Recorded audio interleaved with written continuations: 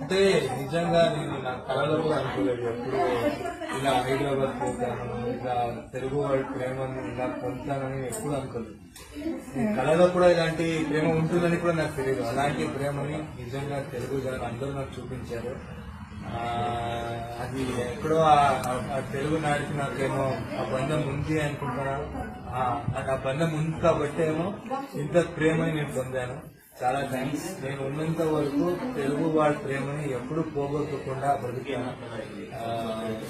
చాలా థ్యాంక్స్. అంటే నిజంగా మాటలు రాదు. మీరు చూపిస్తున్న లవ్ ముందు నేను చేసే పని చాలా చిన్నది.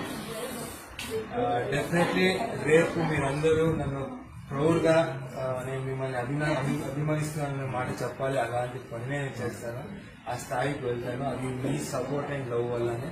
Thank you so much. ఇట్లానే సపోర్ట్ చేయండి.